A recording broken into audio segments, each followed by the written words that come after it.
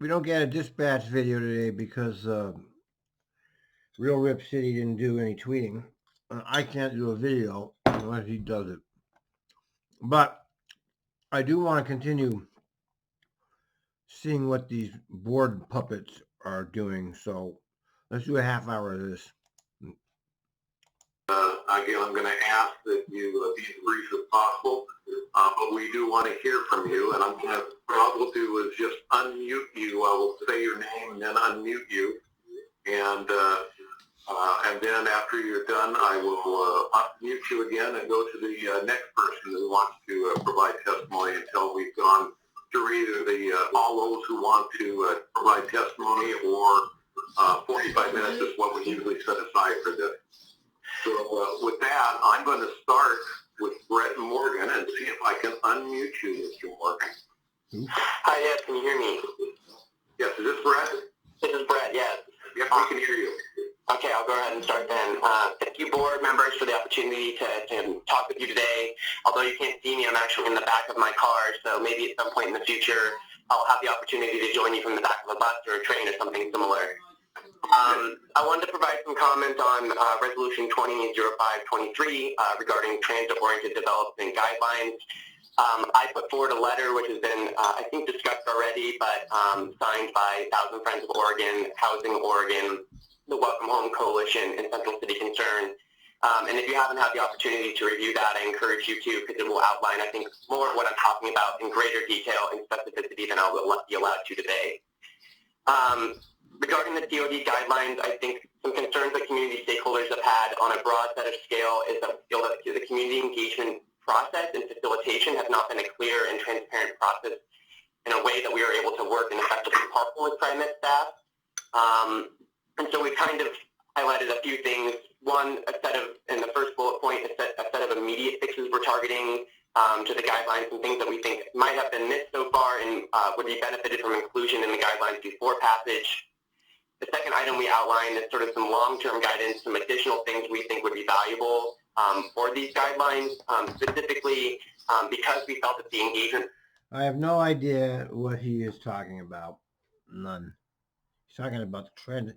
Last month they adopted the transit ordinance. You know, that all this stuff is down the tubes, but they're just going to keep going like nothing has happened. Oh, by the way, Kelsey's decided he's not going to give out his performance raises for the TriMet elites. So the elites are the ones in the offices that don't actually do any work.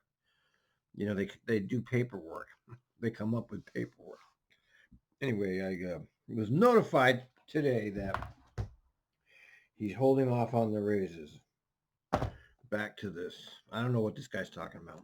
The process was a little hard to follow, and in the creation of these guidelines, further detail on what a public engagement process is going to look like on a site-by-site basis will be very valuable to, I think, community stakeholders as we go forward. And sort of just brushing up my comments here, I would say on a broad level, you know, the public engagement process was a little confusing. I think while we came before you in October to present comment on the first draft of the board, first copy of these TOD guidelines, sort of any process and opportunity we've had to work on these guidelines since have been really driven by community asking for these things. So I think what we're looking forward going forward is hopefully something where there's more opportunity for the board to engage on these guidelines and revise them. We've had the opportunity to engage with TriMet staff as well, and we understand that these are a dynamic and a living document and that there's intentions to keep working on that. And we really are excited by that. A dynamic and a living document. It's hilarious. But we do think that additional kind of oversight mechanisms and accountability from the board or with the public are needed as well. Of course. But we stand ready to continue this partnership, and we understand as well that, you know, TriMet is facing some incredibly difficult financial uncertainty right now, and that this TOD program is a part of, I think, dealing with some of that. And so we want to work together to figure out what works best for everybody. So I'll close out by saying, please take a moment to read through our comments. But thank you for your time and thank you for the ability to comment. Oh, Thank you, Mr. Morgan. I will point out, yes, we did receive the letter, and it is included in our packet of information we have. And So we'll be talking about that as a formal agenda item today, as you point out. So again, thanks for your testimony. I appreciate it. If the board members have any other comments? See, they pick and choose who they want to respond to on these board meetings. Some people they'll respond to, others they just give you the 3 minutes and move right on. We know that, right? You know how they are. If it was like me talking, they'll just immediately call the next person. All right, with that, I'm going to move down to the next person on the agenda, which is Brenda Durbin. And Brenda, I think you're ready to go. Good morning. Can you hear me? We can. Great. Good morning, President Warner, directors. My name is Brenda Durbin. I'm the Director of Clackamas County Social Services. And I'm here today to relay the county's concerns about the proposed reduction in TRIMET support for Ride Connection. So I guess they're getting rid of Ride Connection. You know, I never really knew much about it, but I heard it was pretty good. It's something you don't see anything about it on social media.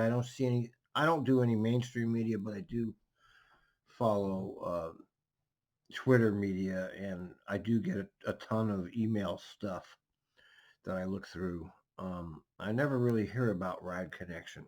In addition to a letter that the board chair sent to TRIMET earlier this week.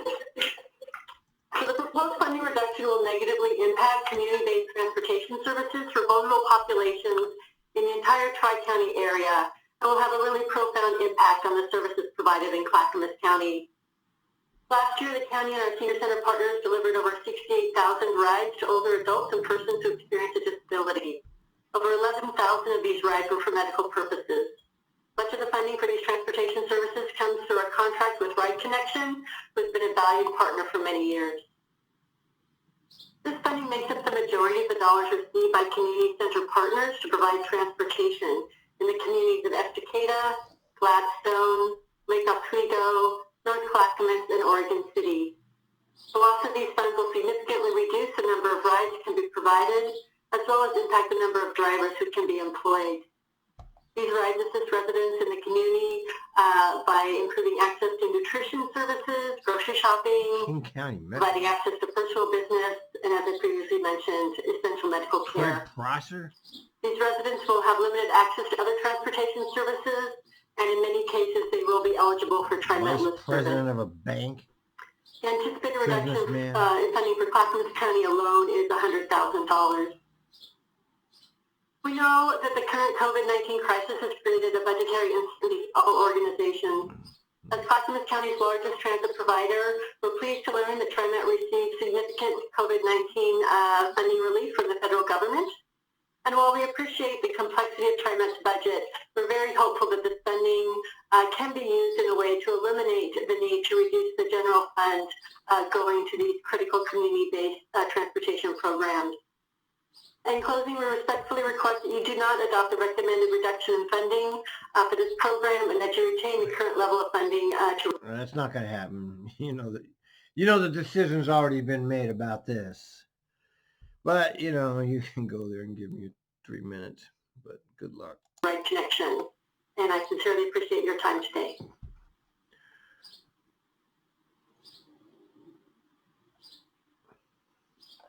Okay, Bruce, where are you? Is it still moving?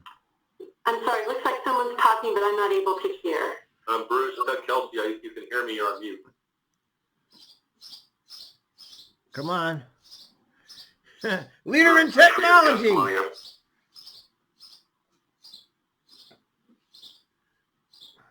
I wanted to say we did receive your letter as well as a number of others, because Ride Connection is a valuable partner for TRIMET, and I think we were involved in the actual creation of Ride Connection and want to see it be successful. I'm going to ask the general manager when we get done with the input, maybe make a few comments about that on the budget, because we do want to continue to work with you and want to, again, share the pain as equally as we can. So, so more to come to that, more on that. So stay tuned. Appreciate your comment. I'm going to move on to Tristan Isaac. Oh, let's get this. Tristan, you're open. We can. Awesome. Good morning, members of the board. Thank you for this opportunity to Hi, my name is Tristan. I'm a member of Bus Riders Unite. So during a walk the other day, I came to realize just how much I missed riding the bus. I haven't been aboard public transit since the beginning of the pandemic. I mostly work from home and have otherwise been limiting my non-essential travel. For someone who is transit dependent, it has been an isolating experience to no longer access my primary mode of travel. But I know it is important to do so to protect not only myself, but essential workers who use and indeed operate our transit systems. But what I miss more than the places I used to go was the trip itself. The smooth ride, my favorite seat, friendly and familiar operators. Public transit is a lifeline, but more than that is an extension of public space itself. It is the commons, and we are all entitled to, also responsible for it. Ridership has fallen dramatically since the onset of the pandemic. It will likely take years, even decades, to recover, with many people still fearful of using it for the sake of their health. TRIMET has performed admirably with regards to improving the sanitation of their system and vehicles in response to COVID-19. That work has largely been taken on by TRIMET maintenance and service employees, the same folks who TRIMET broke a promise to by deciding to eliminate apprenticeship programs. This is a massive betrayal of the dedicated workers of Amalgamated Transit Union 757, who are the backbone of this agency, and Bus Riders United stands in solidarity with their fight for a fair contract. But even with their efforts, there are clear signs of a trend back towards high single occupancy vehicle use, in addition to the traffic and the air quality impacts that will come with it as we recover from this pandemic. As I said, transit is a lifeline. It can be the hand that lifts our city to recovery, but only if TRIMET dedicates itself to boosting ridership through accessibility. Historically, it has shown that during an economic downturn, the only areas that lose funding are security and police. In this year's budget, TRIMET has already chosen to allocate millions of new dollars in new security spending. And I fear that next year will be even worse. With millions laid off, the last thing anyone wants or needs is more fare inspectors and cops haranguing you for $2.50. Yep. People struggled to pay fare before the pandemic, and they will struggle more after. Fare inspectors are not vital workers, nor are they necessary to operate a transit system. We need fare relief, not more fare enforcement. Yep. Using funding from the CARES Act, TRIMET must develop a process to recover ridership and maintain service while implementing a moratorium on fare enforcement until the pandemic has passed. Supporting essential workers and helping our city recover must take precedent over enforcement of petty fares. Thank you. Thank you. Well, he's got a good point, but Appreciate your comments. he got a great point about it, the fare inspectors and all of that, but unfortunately, I'm not gonna. Excuse me. You know how this goes. It's not gonna change anything. They've already made their decisions about this. And we will have a lot of discussion about, again, priorities and the plan to bring back riders as quickly as we can. So your points are right on. Yeah. I'm going to move on to the next person, which is Richa Pujal. And I believe you're unmuted, and the floor is yours. Okay, great. You can hear me? Yes. Great, thank you. Hello, good morning, President Warner, Board of Directors. Thank you for the chance to speak with you this morning from my home. Don't thank them. My name is Richa Podell. I'm the Advocacy Director of the Street Trust, which is a membership-based nonprofit here in Portland Metro Region, working to improve conditions for walking, biking, and taking transit. I'm also transit dependent and have not ridden the system since the beginning of quarantine. The Street Trust is also an active member of TIAC, and the comments that I have today are topics that have come up amongst TIAC members at our last meeting. I know this is a challenging time for transit in general across the country, for TRIMET in particular, and so I really thank you all for the work that you're doing to make a number of important decisions in this moment. I hate that. I just wanted to speak to a couple of those decisions that you might be considering as you look at adopting a budget and kind of adapting to the current reality.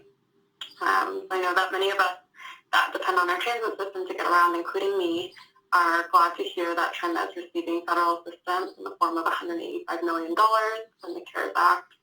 I think we understand that there may be some stipulations and restrictions on what that money can exactly be used for, but I just wanted to urge board members to ensure that communities who might be affected by where this money goes is really meaningfully consulted in a transparent manner. As a transit advocacy organization, we really share this goal of wanting to restore ridership. As a rider myself, I share that goal of wanting to get back on the bus. And we know that'll be an incredible challenge moving through this pandemic, so it just feels more important now than ever that riders are being involved in those budget decisions, so the allocations are truly based on the needs of riders and the things that we know will get them back on the system safely. So yeah, please do ensure the true, transparent public process for that part of the budget, especially.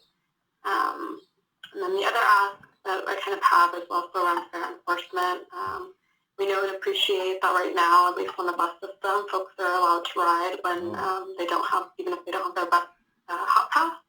But I think that this should be made much more clear to community, kind of like. Hold on a minute. Look, they're having open houses here.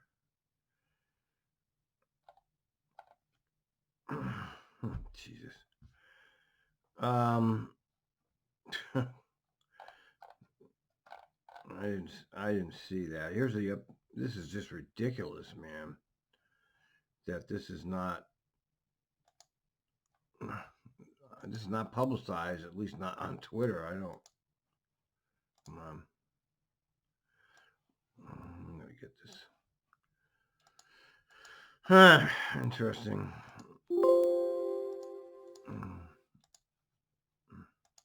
As clear as it was made that cash fares will no longer be accepted. I think this moment should really be about setting the system up for increasing on Facebook, which I call safely. FBI book. We know that in general, decreasing the number of touch points and making it easier for passengers to keep a distance from drivers and each other is really important for making people feel safe enough to start riding the system again. So I guess at this time, when fares are already not a large source of revenue for TRIMET, and when we're trying to make the system safe for riders again. As you can see here, you know, all the pork is going forward, all of it. Not one cut to pork. It's just unbelievable. This just shocks me, you know, how we're being played by these government officials. They just lie to us. It's just unbelievable. And I urge the board to really consider more clear and direct messaging to riders to let them know that fare enforcement is not a priority right now, and to really prioritize pausing fare enforcement so that we're removing those touch points on the system to support riders feeling safe on the system, both short-term and long-term. So thank you for a chance to connect, and as advocates, we're really looking forward to continuing to partner with you all in this hard time to build back our transit system and serve our riders. Thank you very much for your testimony. We appreciate the work of your organization too, and I appreciate all of you for being very brief and meeting the 3-minute requirement. And I think you'll find that we'll have some substantive discussions about a number of these issues. And I'm going to ask if there's anybody else right now who wants to provide testimony. I don't see anybody else. Bruce, yes. I have a message from Gabriella Saldana. She can't raise her hand, but she does want to speak, so I would like to unmute her. Please do. Okay. Gabriella, can you hear us? Yes, can you hear me? We can hear you. Go ahead. Great, thank you. Hello, board. My name is Gabriela Lopez, and I am with the TRIMET, and I'm a community organizer for Opal Environmental Justice. And as you all have heard me in the past, I have talked about how Opal organizes and prioritizes folks who are transit dependent, both youth, and focus on environmental and climate impacted communities. And we are really hoping to make meaningful, involved decision making. I'm disappointed in today's earlier meeting that the budget was adopted without seemingly not much consideration of public testimony. And to echo sentiments earlier by Tristan,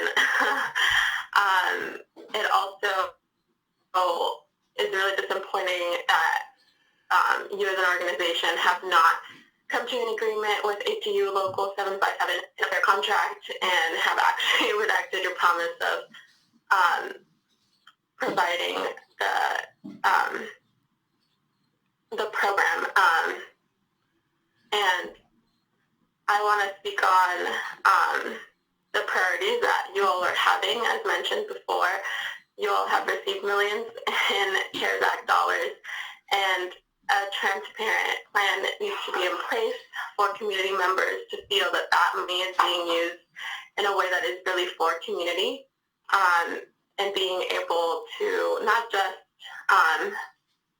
support a clean environment that was heard earlier on in the meeting, that you all are maintaining a rigorous cleaning schedule, which is super important.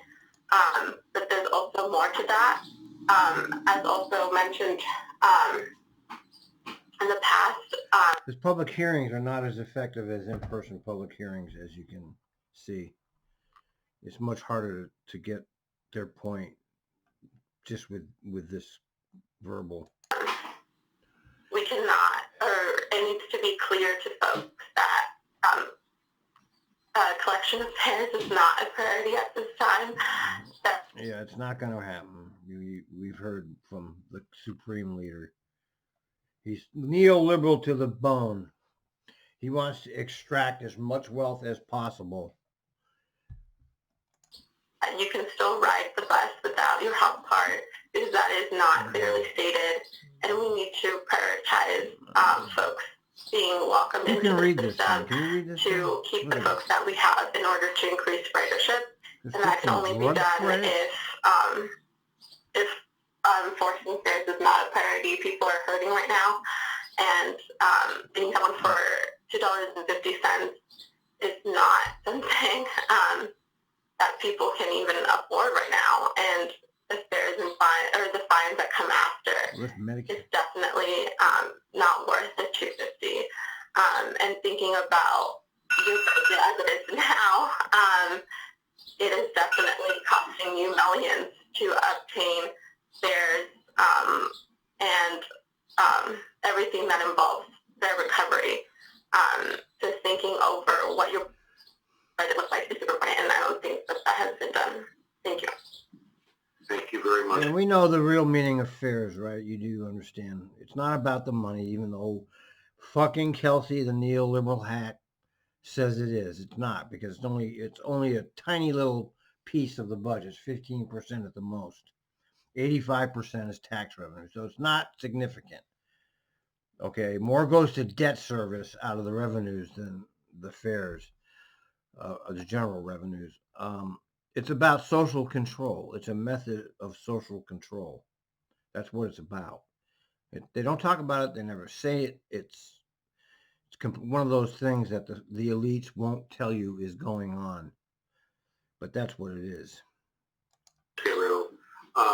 You should be aware of the meeting that was held. It sounds like you're listening. It was a meeting from the Tax Conservation Supervising Commission, which actually endorsed our budget. We have not yet taken final action on our budget. Of course they endorse your budget, and you're going to endorse your budget. This is all window dressing. All of it's window dressing. All of it. We'll be considering changes and discussion of the budget before it's adopted by the end of this fiscal year. I'm going to ask the general manager maybe to comment when we're done here to talk about just where we are in the negotiations with the union, since there seems to be a lot of There's no negotiation about that too. So, Jeffrey, is there anything else? Anybody else that has raised their hand? No one else has raised their hand. I do want to give people on the teleconference an opportunity. If you would like to raise your hand and you are not joined to a WebEx meeting on a computer, you can dial *9 on your phone to raise your hand. And if we could just wait a minute to see if anyone would like to do that.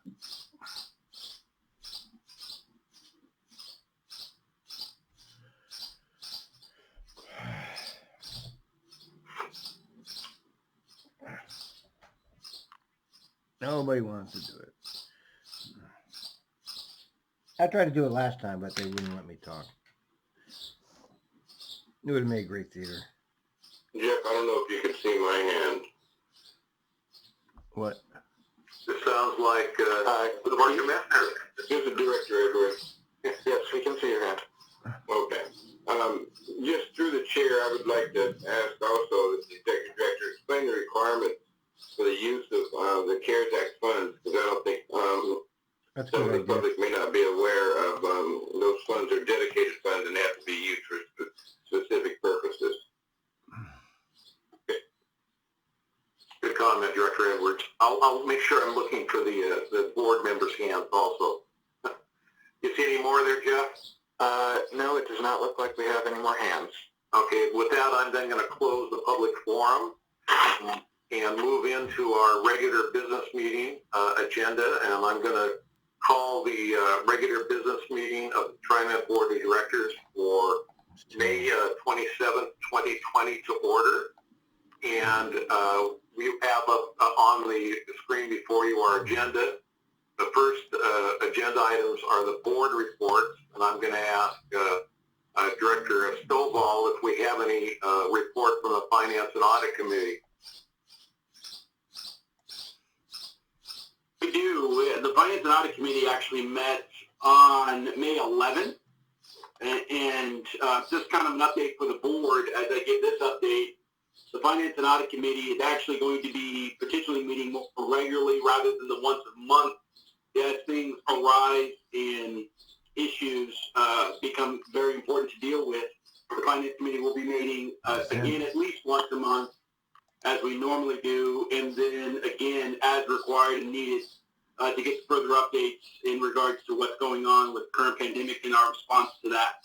So our last meeting on May 11th, we got an update, the Finance Committee got an update on kind of our response in regards to kind of what's going on in the pandemic. It's a dynamic situation everybody's aware of, and that dynamic, the potential of this changing rapidly is always in place.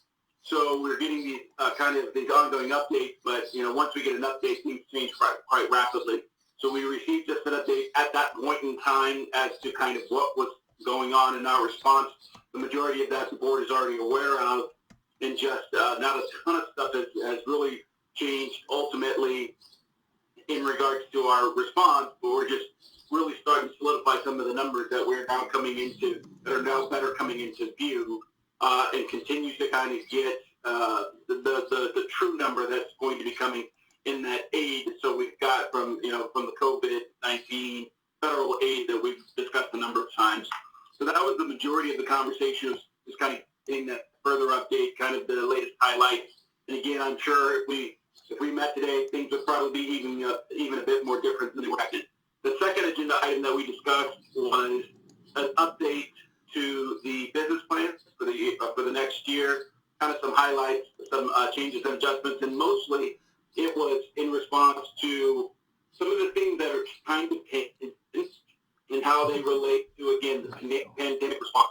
So we've got some items that are going to be highlighted, and the team did a great job of kind of highlighting the differences and the adjustments that are going to be made from timelines to ensure that we are still able to move forward some of the key business plan items, but also knowing that our current state of having to work from home, not having the opportunity to really be able to get all the input needed and required to move some of these projects forward.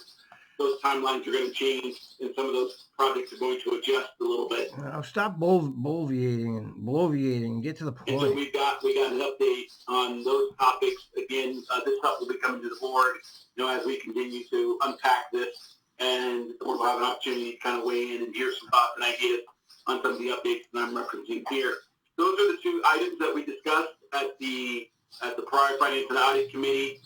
Are there any questions in regards to either of those items that I just referenced, or actually President Warner and Director Simmons were both, of course, at that meeting? I don't know if there's anything that you would like to add to what I've already shared, but we'll open it up for either of them to add to that part of the conversation forward to the remainder of the board meeting. Remainder of the board members to ask any questions. I have no idea what he said. Linda, it doesn't look like Linda has any comments, and I don't. I think you did a good report, but I do see Ozzy, Director Gonzalez has a question. So we'd like to start. Okay. Thank you, President Warner. I had a quick question, Travis, around the composition of the committee. Has the composition of the committee shifted at all in light of COVID? Have you brought in any new voices, or have you seen the need to bring in new voices as a result of all this? As far as the Finance and Audit Committee? Yes. The Finance and Audit Committee is an internal committee. So it's just key staff and then 3 of the board members. So it's mostly the schedule or the frequency of meetings that has shifted? That's correct.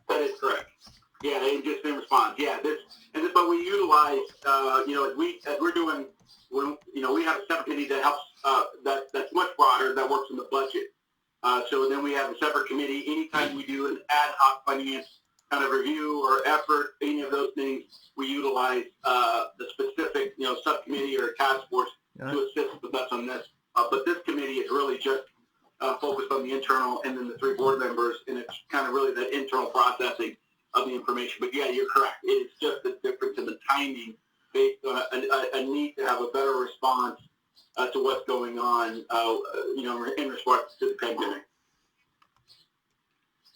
And follow-up question, should the public be expecting any change in frequency of information being published? It's not likely, only because, really the dynamic nature of what's going on really doesn't give us too much of an opportunity to be doing too many updates in regards to all the information that comes to us. We have to then synthesize and then prepare for that type of external publishing in that part of the conversation. So it would be pretty tricky to try and do something internal, because we already do it on a monthly basis in regards to Dee doing updates in regards to the financial picture. Doug and his, he just babbles and babbles and babbles, and I don't know what he's talking about. Board meetings, and so that's probably going to keep on the current regular basis. The board members, of course, everybody was included over the last month in an additional meeting. Moving forward up to the budget, so we may institute some similar conversations like that going forward if things begin to shift pretty dramatically. The Finance and Audit Committee may be a part of working with the team to do some additional outreach to the board members to ensure everybody's keeping informed as they move toward key decisions as we continue to respond to the pandemic. Thank you. No problem. That's a great question. Yeah, good question. Director Wade, did you have a Anybody know what he comment or said? question? I don't. What fucking babbling. Hi, yes, I did. And this was kind of just reflecting back on some of the public comment that was shared, particularly around perhaps budget priorities and just, the direction that we're going as an agency in light of COVID. And maybe perhaps Doug will share more in his report, but I'm also just curious, just from Director Stovall's point of view, and you touched on this a little bit, it sounds like, now more than ever, there's community members, there's transit-dependent writers who increasingly want to get involved in, some of these opportunities around community or public engagement. So has the Finance and Audit Committee considered again, doing more, town halls, or I know we have some budget town halls that are coming up that are going to be open to the public in June. So, that's really reassuring for me as a board member to continue to have some robust conversations. But I'm also just curious if the committee itself has factored into how, you want to continue to listen to community members as they're sharing their concerns. So great question. Director Wade, you nailed it. We actually are going to do these budget listening opportunities. I believe we've got 3 of them scheduled, and then we also have one in regards to Spanish speaking. And so, yeah, that's exactly what those are set up to accomplish. Wow. We've held these historically. We also Shut up. I don't want to hear you. Look at that.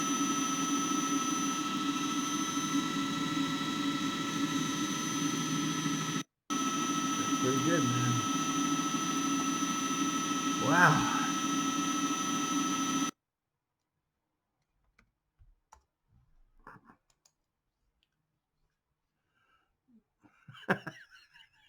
He's funny. Let's see. But